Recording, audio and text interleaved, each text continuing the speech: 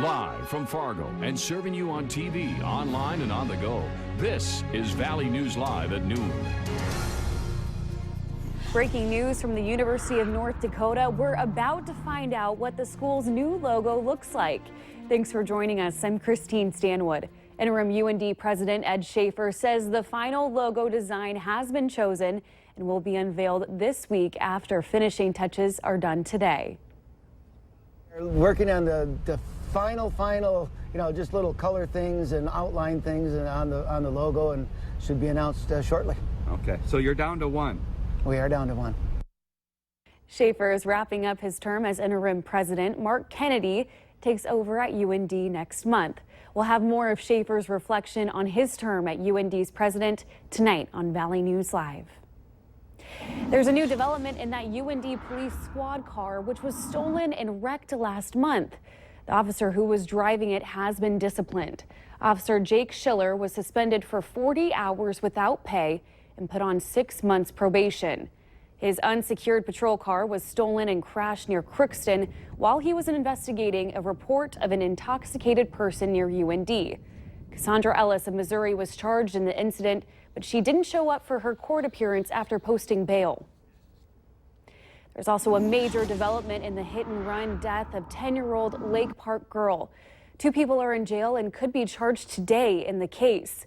44-year-old Stephen Meyer and 45-year-old Deborah Chandler, both of Hastings, Minnesota, are in the Aitkin County Jail. Police say a tip from the public led to the arrests. Kaylin Donovan was hit and killed June 10th while walking on Highway 18 near Mille Lacs Lake in Aitkin County. Investigators are still looking for information on this case and a second deadly hit and run in Aitkin County on the same day. Call the State Patrol if you have any information on either case. Police are giving people a heads up about a high-risk sex offender who is living near a Fargo park. They say 55-year-old Eugene Henson was convicted for luring a minor by computer in 2011. The victim was a 16-year-old female. Police say Henson is homeless and is living near Lindenwood Park in South Fargo. Now take a look at this map. That shows where he's been staying. It's a wooded area just south of I-94 near Lindenwood and near the northeast corner of Riverside Cemetery. It's another beautiful day in the valley. Well, is the sunshine here to stay? Let's check in with meteorologist Robert Hahn. Robert?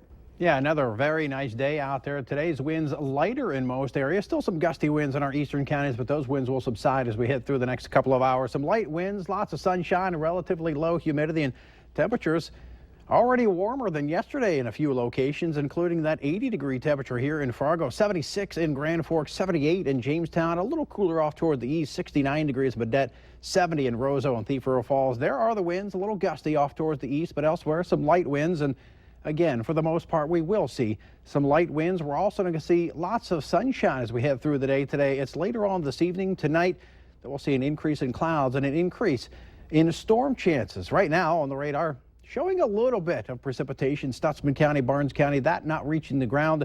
And we will see a dry day today, but that will change overnight tonight. We will have some late storms tonight, more shower and storms, and some cooler temperatures tomorrow. And some more storms to talk about as we head through the next 7 days, including some risk for severe weather. We'll detail all that coming up in just a few minutes. Okay, thanks, Robert. 4 kids have died over the last 2 weeks after being left in hot cars. 3 since last Thursday. That has advocacy groups urging drivers to look before they lock up by opening the back door every single time you park your car. And it's not just about checking the back seat. 1/3 of hot car tragedies happen when children lock themselves in a car, so keep your vehicle locked with the keys out of the reach of kids. A jury has acquitted a former priest of criminal sexual conduct. 30-year-old Brian Lederer had been accused of molesting 4 girls by touching the girls' groins, bottoms, and breasts during the 2014-2015 school year at Assumption School in Hibbing, where he worked. The incidents allegedly took place on a school bus and once at a home. The prosecutor said they are disappointed in the verdicts, but, quote, respect the work of the jury. Lederer still faces a felony charge of possession of a pornographic work. An autopsy is planned on a man's body recovered from Lake Andrew in Alexandria, Minnesota.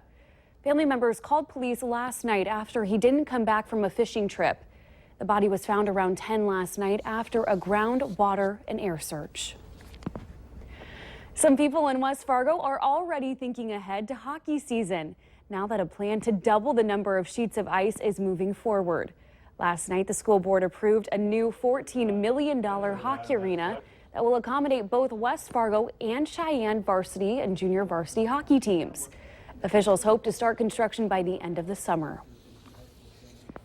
There's plans in the works to turn a Grand Forks skate park into an apartment building for the homeless. Yesterday, the city council approved an $8 million project. The Housing Authority wants the city to give them land next to the police station, which is currently a skate park, to build a 42-unit building. The city wants to make sure neighbors get their say and will also be looking for a new spot for the skate park. A bombshell from the Donald Trump campaign. He has fired his longtime campaign manager. Corey Lewandowski. Republicans on Capitol Hill hope Lewandowski's departure will lead to a positive change in the presumptive GOP nominee's approach.